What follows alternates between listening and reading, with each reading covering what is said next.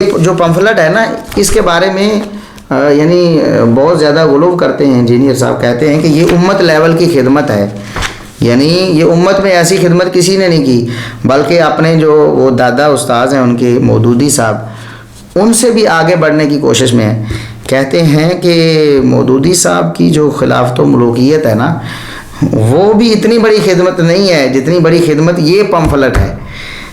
اچھا، کیونکہ میں نے مودودی صاحب نے ضعیف روایتیں بھی لکھی ہیں اور میں نے ساری کی ساری صحیح روایات نقل کی ہیں۔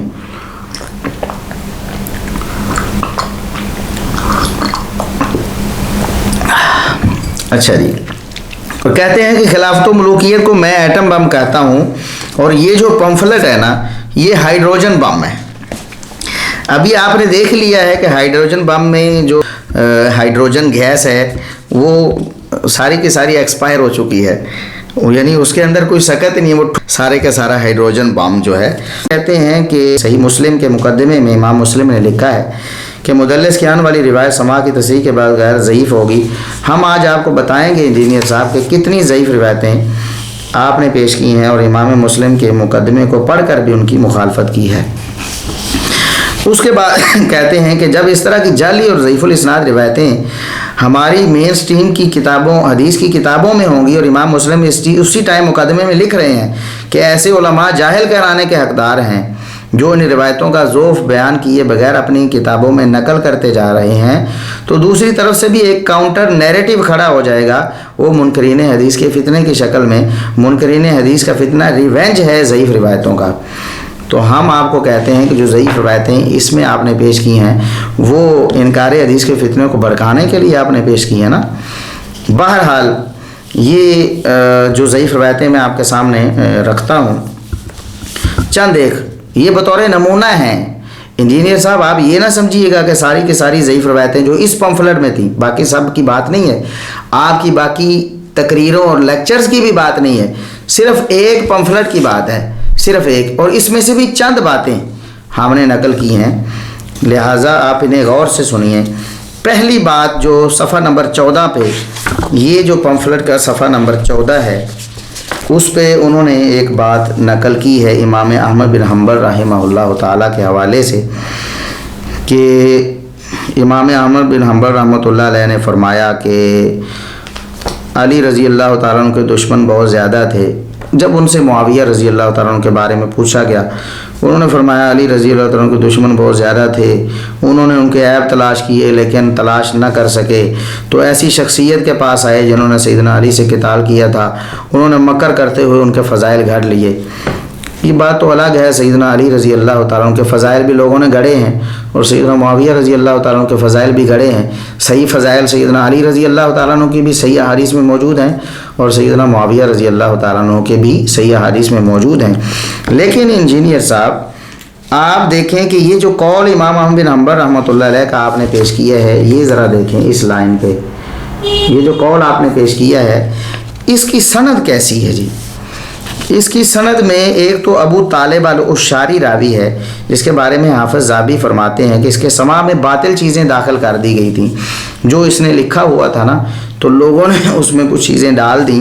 ایسی چیزیں جو من گھڑت تھیں جس کا اس کے ساتھ کوئی تعلق ہی نہیں تھا، اس کو پتہ ہی نہیں چلا، یعنی اس کا ضبط جو ہے خراب ہو گیا تھا، اور کسی راوی کے ثقہ ہونے کے لیے عدالت کے ساتھ ضبط کا ہونا بھی ضروری ہے۔ یہ تو ایک بات تھی، صرف یہی وجہ نہیں ہے اس واقعے کے ضعیف ہونے کی یا غیر ثابت ہونے کی،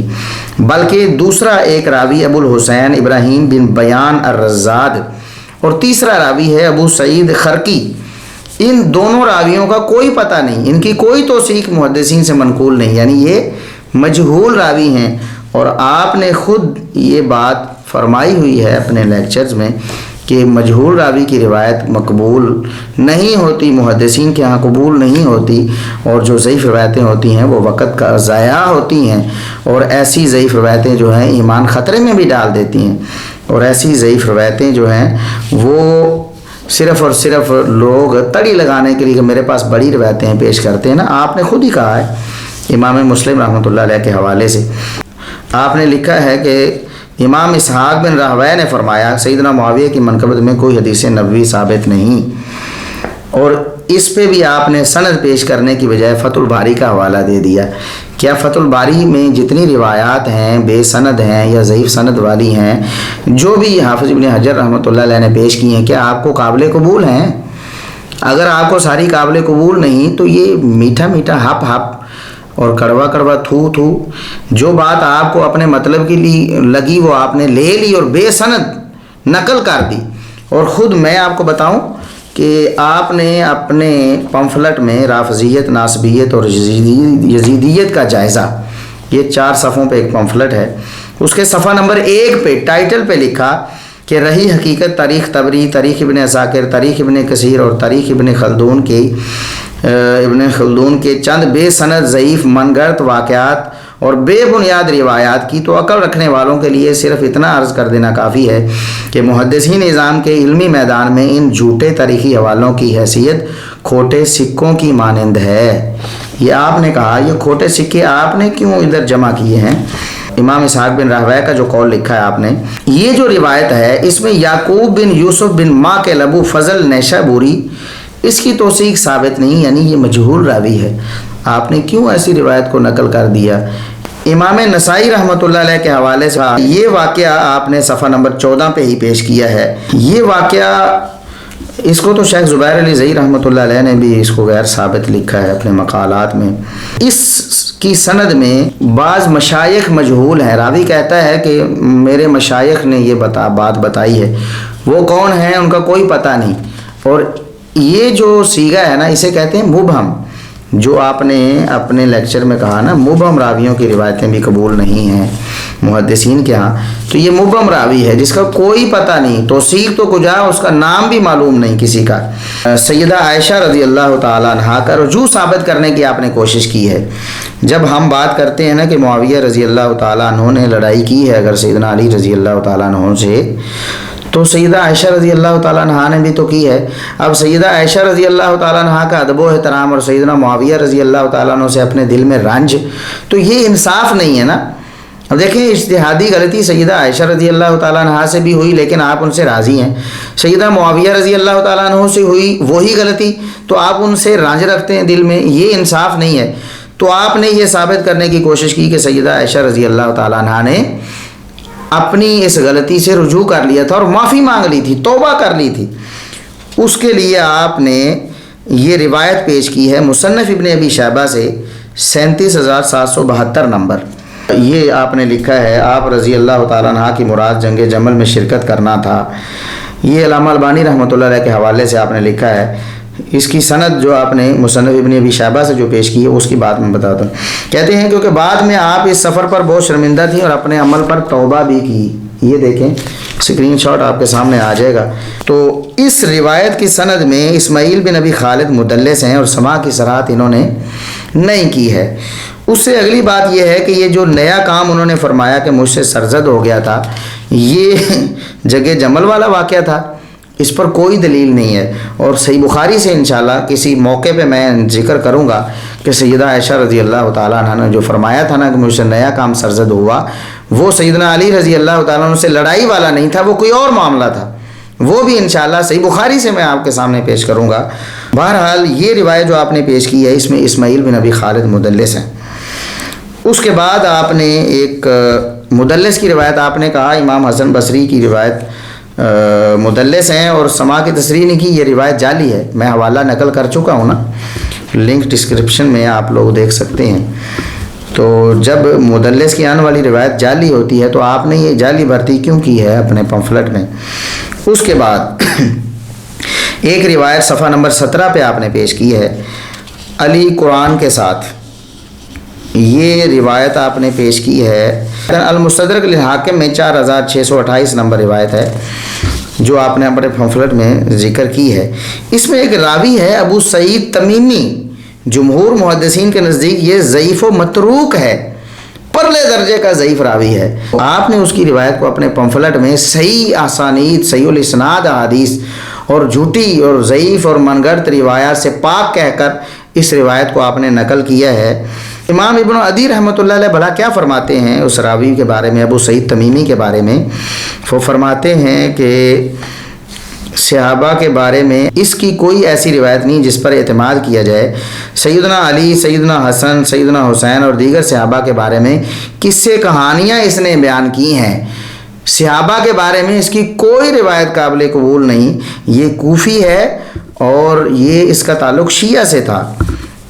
اور یہ ایک بات ہے۔ اسی روایت میں دوسری بات یہ ہے کہ ابو ثابت مولا ابو ذر مجہول ہے۔ لو جی، ایک ہی روایت ہے، اس میں دو وجہ ضعف ہیں، ایک راوی متروک ہے، سخت ضعیف، پرلے درجے کا ضعیف، اور دوسرا ایک مجہول راوی ہے۔ اب آپ کو اپنا سارا لیکچر دوبارہ سننا چاہیے، مسئلہ نمبر 191 بھی اور مسئلہ نمبر 36 بھی، جو آپ نے ضعیف روایات کے بارے میں غالباً 36 نمبر ہے جو آپ نے بتایا تھا کہ میں نے ریکارڈ کروایا ہے، آپ کو دوبارہ سننا چاہیے اور توبہ کرنی چاہیے، رجوع کرنا چاہیے، اعلانیہ طور پر بتانا چاہیے، اور میں آگے بتاؤں گا کہ آپ نے ڈٹائی اختیار کی ہے۔ افسوس ہوا ہے، مجھے امید تھی کہ آپ اپنے پمفلٹ سے چلو خاموشی کے ساتھ ہی نکال دیں گے ان روایتوں کو، لیکن جب ہم نے نشاندہی کی، بجائے آپ نے نکالنے کے ایک ڈٹائی کے ساتھ یہ موقف اپنایا جو میں آگے بیان کرنے والا ہوں، اور وہ بھی انشاءاللہ میں دلیل کے ساتھ بیان کروں گا۔ آگے ایک روایت ہے صفحہ نمبر 23 پر، وہ آپ نے لکھا کہ بنو امیہ کے فرما روا عمر بن عبدالعزیز رحمۃ اللہ علیہ سے پہلے لوگ ممبروں پر سیدنا علی رضی اللہ تعالیٰ عنہ کو برا بھلا کہا کرتے تھے۔ جب عمر بن عبدالعزیز رحمۃ اللہ علیہ حاکم بنے تو انہوں نے اس کام کو ختم کروایا۔ یہ میں خلاصہ بیان کر، یہ طبقات الکبریٰ میں موجود ہے یہ روایت۔ تو آپ نے اس روایت کو بھی اپنی بنیاد بنا، اور اپنے اکثر لیکچرز میں آپ کہتے ہیں کہ وہ جی ممبروں پر گالیاں دی جاتی رہیں، اور اتنا عرصہ گالیاں دی جاتی رہیں سیدنا علی رضی اللہ تعالیٰ عنہ کو، اور عمر بن عبدالعزیز رحمۃ اللہ علیہ نے اس بدعت کو ختم کروایا۔ یہ آپ نے کئی دفعہ یہ بات کہی بھی ہے اور لکھ بھی دی۔ لو جی، ہم آپ کو بتاتے ہیں کہ اس میں ایک راوی ہے ابو مخنف لوط بن یحییٰ، جھوٹا پرلے درجے کا رافضی، دشمن صحابہ، ابو بکر و عمر کا بھی دشمن ہے، یہ عثمان کا بھی دشمن ہے، طلحہ و زبیر کا بھی دشمن ہے۔ یہ جھوٹا راوی ہے، گھڑ گھڑ کے اس نے روایتیں تاریخی پیش کی ہیں، اور خود آپ نے کہا کہ ایسی روایتوں کی حیثیت کھوٹے سکوں کی ہے، تو کھوٹے سکے آپ نے کیوں ادھر اپنے پمفلٹ میں اتنے زیادہ جمع کیے ہیں؟ یہ روایت تاریخ الخلفاء سیوطی میں بھی ہے، لیکن انہوں نے بھی طبقات الکبریٰ سے نقل کی، اس کی کوئی سند انہوں نے پیش نہیں کی۔ سند وہی ہے طبقات الکبریٰ والی جس میں جھوٹا رافضی راوی موجود ہے۔ اس کے بعد ایک روایت ہے صفحہ نمبر 23 پہ، حدیث نمبر 45 کے تحت آپ نے بیان کی ہے۔ عبداللہ جدلی بیان کرتے ہیں، سیدہ ام سلمہ نے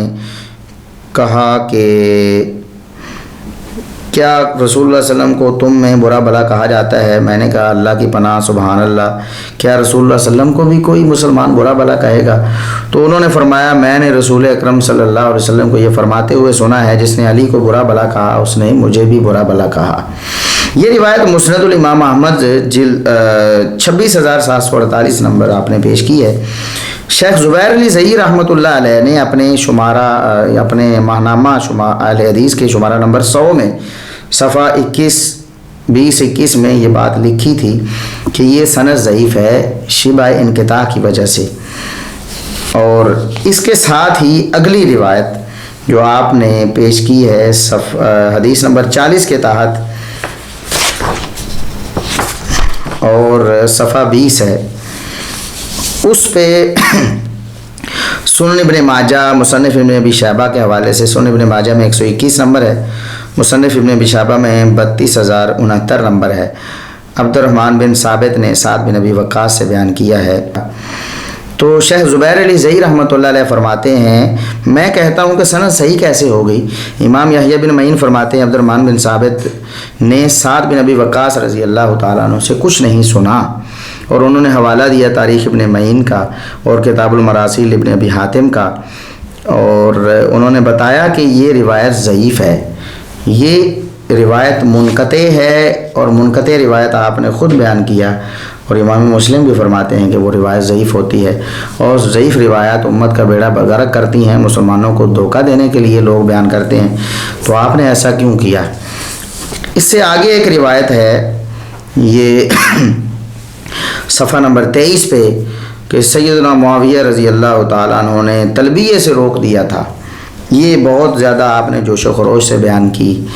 سنن نسائی کی 3006 نمبر روایت ہم نے اللہ کے فضل و کرم سے بیان کیا، ویڈیو ریکارڈڈ بھی بیان ہے۔ تو ہم نے بتایا تھا کہ اس کی سند میں ایک راوی خالد بن مخلد القطوانی ہے، جو اگرچہ حسن الحدیث ہے لیکن جب کوفیوں سے روایت بیان کرے تو اس کی روایت ضعیف ہوتی ہے، اور اس حوالے سے ہم نے مفصل میں نے اپنے فیس بک پیج پہ بھی، Facebook profile I D پہ بھی لکھ دیا تھا الحمدللہ۔ تو یہ روایت بھی ضعیف ہے۔ اس کے بعد سنن ابی داؤد کی 4131 نمبر روایت آپ نے پیش کی، یہ صفحہ نمبر 24 ہے آپ کے پمفلٹ کا، وہاں آپ نے پیش کی، جس میں سیدنا مقدام رضی اللہ تعالیٰ عنہ نے سیدنا حسن رضی اللہ تعالیٰ عنہ کی وفات پر انا للہ پڑھا، تو سیدنا معاویہ رضی اللہ تعالیٰ عنہ نے کہا کہ یہ کوئی مصیبت ہے جس پر آپ انا للہ پڑھ رہے ہیں، تو نعوذ باللہ سیدنا معاویہ رضی اللہ تعالیٰ عنہ سے یہ ثابت کرنے کی کوشش کی کہ وہ اہل بیت سے بغض رکھتے تھے، سیدنا حسن رضی اللہ تعالیٰ عنہ کی شہادت پہ خوش تھے۔ یہ روایت میں نے بتایا تھا کہ بقیہ بن ولید تدلیس تسویہ کرتا ہے۔ بقیہ بن ولید مدلس ہے، اور مدلس کوئی عام مدلس نہیں۔ آپ نے تو کہا ہے نا اپنے ویڈیو لیکچرز میں کہ امام عامش امام المدلسین ہے، امام عامش اور سفیان ثوری بہت بڑے بڑے مدلسین تھے۔ یہ میں کہتا ہوں کہ یہ جو بقیہ بن ولید ہے نا، امام عامش اور سفیان ثوری اور یہ سارے مل کر بھی بقیہ بن ولید کی پاشک بھی نہیں بنتے تدلیس کرنے میں۔ یہ بری ترین تدلیس ہے، تدلیس تسویہ۔ تدلیس میں تو ہوتا ہے کہ ایک شاگرد اپنے استاد سے بیان کرنے میں کسی واسطے کو گرا دیتا ہے، لیکن اس میں تو کوئی اعتبار نہیں، سند کے کسی حصے سے بھی کوئی راوی گر سکتا ہے۔ تو بہرحال بقیہ بن ولید جو راوی ہے وہ بحیر بن سعد سے بیان کر رہا ہے، اور سما کی تصریح نہیں ہے، اور مدلس کی آنے والی روایت آپ نے کہا ہے کہ وہ جعلی ہوتی ہے، تو یہ جعلی روایت آپ نے کیوں نقل کر دی؟ اسی طرح صفحہ نمبر 10 پہ آپ نے لکھا کہ علی رضی اللہ تعالیٰ عنہ نے صفین کے مقتولین کے بارے میں فرمایا کہ ہمارے اور ان کے مقتولین جنت میں ہوں گے، اور معاملہ میرے اور معاویہ کے درمیان میں قیامت کا دن حال ہوگا۔ یعنی سیدنا معاویہ رضی اللہ تعالیٰ عنہ کو مجرم ثابت کرنے کے لیے کہ وہ دنیا میں اللہ کے ہاں پاک نہیں ہوئے، وہ بلکہ قیامت کے دن معاملہ طے ہوگا، یہ پیش کرنے کے لیے یہ مصنف ابن ابی شیبہ 37880 نمبر، یہ بھی آپ نے اپنے پمفلٹ میں نقل کی ہے حدیث نمبر 20 کے تحت۔ تو حالانکہ یہ بات بھی ثابت نہیں ہے، یزید بن الاسم جو راوی ہے سیدنا علی رضی اللہ تعالیٰ عنہ سے، اس کا سماع ثابت نہیں ہے۔ علامہ ذہبی رحمۃ اللہ علیہ نے سیر و اعلام نبلاء جلد 4 صفحہ 517 پہ لکھا ہے کہ یزید بن الاسم کی سیدنا علی رضی اللہ عنہ سے روایت متصل نہیں ہوتی، ان کا سماع نہیں ہے، منقطع روایت ہے۔ حافظ ابن کثیر رحمۃ اللہ علیہ نے بھی فرمایا ہے کہ انہوں نے سیدنا علی رضی اللہ عنہ کو دیکھا تک نہیں، سننا تو کجا، وہ بعد کی بات ہے۔ تو اسی طرح ایک اور روایت یہ آپ نے صفحہ نمبر 20 پہ پیش کی ہے، حدیث نمبر 41 کے تحت مستدرک حاکم سے 6121 نمبر، جس کا مفہوم یہ ہے کہ ایک گھوڑ سوار نے سیدنا علی رضی اللہ تعالیٰ کو برا بھلا کہا، تو سیدنا سعد بن ابی وقاص رضی اللہ تعالیٰ اس کے لیے بد دعا کی، تو وہ آدمی گھوڑے سے گر کر مر گیا۔ یہ روایت اس میں 2 مدلس ہیں، ایک نہیں، سفیان بن عیینہ اور اسماعیل بن ابی خالد 2 مدلس ہیں اس روایت میں۔ جب ایک مدلس راوی ہو تو روایت آپ کے نزدیک جعلی ہو جاتی ہے، 2 مدلس ہوں گے تو روایت اصلی رہے گی، آپ کے نزدیک جعلی نہیں ہوگی۔ تو یہ میں نے آپ کے سامنے کچھ حوالے ابھی پیش کیے ہیں، سارے نہیں، کچھ حوالے، اور اس سے بڑھ کر میں آپ کو بتاؤں سب سے قابل غور بات یہ ہے کہ آپ نے لکھا کہ 72 شہداء کربلا سے اظہار عقیدت، یہ جو پمفلٹ تھا آپ کا، اس کا عنوان آپ نے جو رکھا اس کے ٹائٹل پہ لکھا کہ 72 صحیح الاسناد احادیث ہیں۔ کیا آپ ہمیں بتائیں گے کہ 72 شہداء کا ہونا، آپ نے لکھا کہ شہداء کربلا 72 تھے، اس مناسبت سے میں نے 72 احادیث جمع کی ہیں، یہ کس صحیح سند سے ثابت ہے کہ شہداء کربلا 72 تھے؟ آپ کے پاس کوئی صحیح سند ہے اس کی؟ اگر نہیں تو آپ نے ایسا کیوں کہا، اور امت کو اس فتنے میں جو ضعیف روایت کا فتنہ ہے اس میں کیوں ڈالا آپ نے؟ لیکن جب ہم نے آپ کی توجہ دلائی کہ آپ نے ضعیف روایات پیش کی ہیں، وہ ایک ویڈیو ہم نے لانچ کی تھی، چھوٹی سی شارٹ کلپ تھا، تو آپ کی ہی اس میں آواز تھی، آپ کی ہی ویڈیو تھی، ہم نے اس میں صرف چھوٹا سا تبصرہ آڈیو میں کیا تھا، اور اسی بنا پر آپ نے ہمارے چینل کو رپورٹ کیا تھا، کلیم کیا تھا، ہمارا چینل بند کروایا تھا اور سمجھا تھا کہ شاید ہماری آواز دب جائے گی۔ تو وہ جو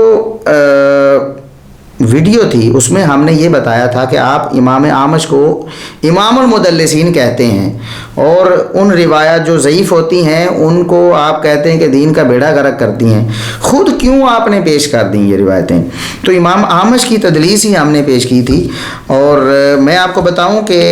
یہ صفحہ نمبر 31 ہے آپ کے پمفلٹ کا، اس پہ آپ نے ایک واقعہ نقل کیا عبید اللہ بن زیاد کے ناک میں سانپ گھس جانے کا،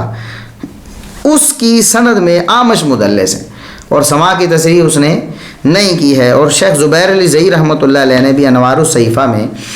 اس حدیث کو ضعیف کہا ہے، اس روایت کو ضعیف کہا ہے۔ امام اعمش کی تدلیس کو جانتے ہوئے بھی جان بوجھ کر آپ نے اس کو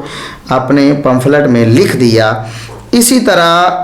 اور بھی ہم نے حوالے پیش کیے تھے کہ آپ نے امام اعمش کی تدلیس اور دوسرے مدلسین کی تدلیس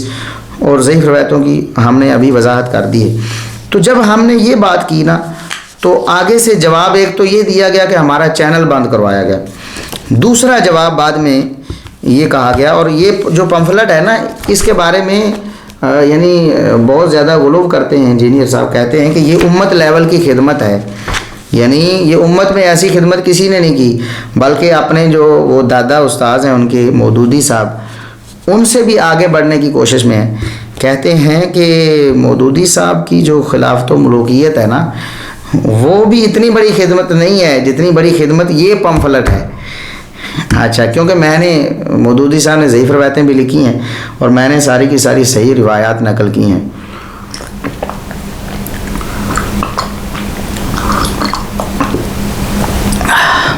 اچھا جی، اور کہتے ہیں کہ خلافت و ملوکیت کو میں ایٹم بم کہتا ہوں، اور یہ جو پمفلٹ ہے نا یہ ہائیڈروجن بم ہے۔ ابھی آپ نے دیکھ لیا ہے کہ ہائیڈروجن بم میں جو ہائیڈروجن گیس ہے وہ ساری کی ساری ایکسپائر ہو چکی ہے، یعنی اس کے اندر کوئی سکت نہیں ہے، وہ ٹھس ہو گیا ہے سارے کا سارا ہائیڈروجن بم جو ہے۔ تو بہرحال جب ہم نے یہ پوائنٹ آؤٹ کیا نا، تو بجائے اس کے کہ رجوع کرتے، اپنی غلطی مانتے، ان روایت کو نکالتے، تو کہتے ہیں کہ جی اسے کہا گیا دوغلی پلیسی ہے۔ تو بعض حدیثیں ایسی ہیں کہ شیخ البانی انہیں صحیح کہتے ہیں، شیخ زبیر انہیں ضعیف کہتے ہیں، لیکن میں نے دونوں ڈال دی ہیں تاکہ علم ایک جگہ جمع ہو جائے۔ کیوں جی؟ روایت ضعیف ہے، کہہ رہے علم ہے۔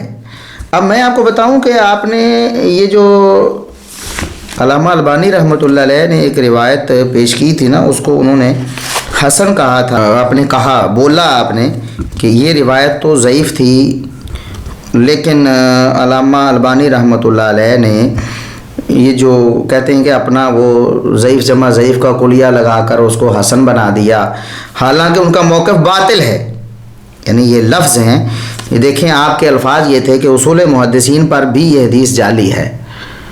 یعنی جس میں حسن بصری رحمۃ اللہ علیہ کی تدلیس تھی، تدلیس والی روایت کہتے ہیں جعلی ہے۔ شیخ البانی نے جو اسے حسن کہہ دیا ضعیف جمع ضعیف کا فارمولہ لگا کے اور حسن بصری کی تدلیس سے صرف نظر کر کے، بالکل ان کا موقف باطل ہے۔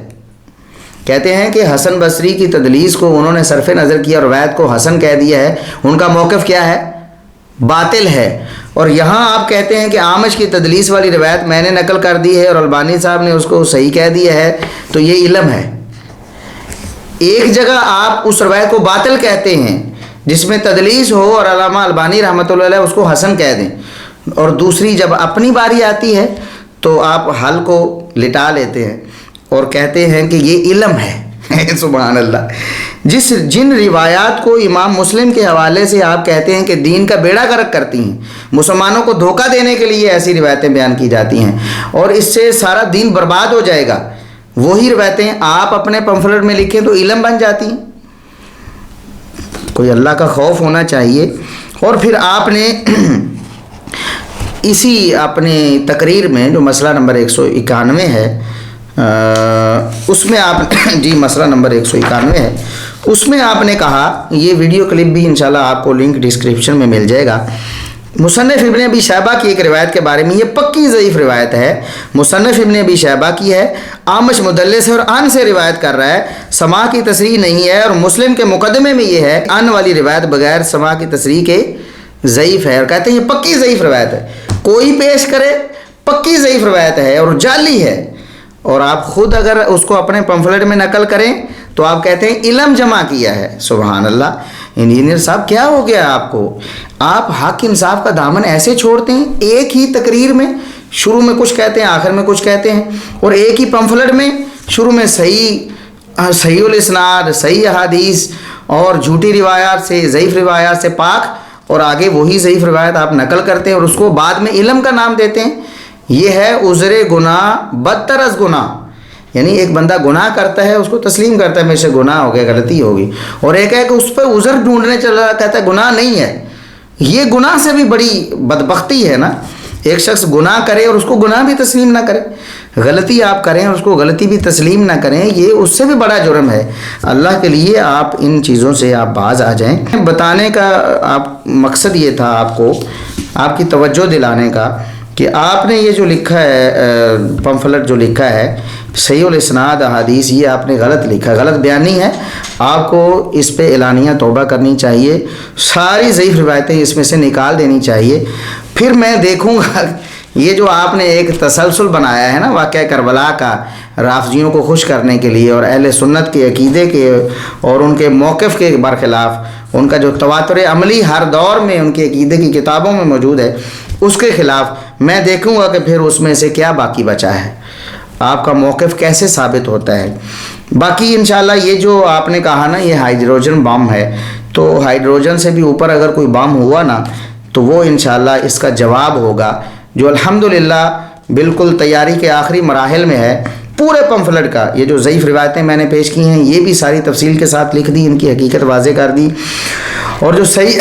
احادیث ہیں جن سے آپ نے باطل استدلال کرنے کی کوشش کی ہے، اللہ کے فضل و کرم سے ہم نے اس کو بالکل نکھار دیا، ایک ایک بات کو محدثین کی ان تصریحات کی روشنی میں، فہم سلف اور فہم امت کی روشنی میں، اہل سنت کا جو حقیقی مقدمہ ہے، آپ تو کہتے ہیں نا یہ اہل سنت کا حقیقی مقدمہ ہے، ہم انشاءاللہ آپ کو بتائیں گے جو اپنا پمفلٹ ہوگا وہ انشاءاللہ ساری صحیح الاسناد احادیث پر مشتمل ہوگا، اس میں ایسی کوئی ڈنڈی نہیں ماری گئی ہوگی، اور اہل سنت کا اصل جو مقدمہ ہے وہ انشاءاللہ ہم پیش کریں گے۔ تو اب آپ چند دن احباب انتظار کریں، انشاءاللہ جلد ہی وہ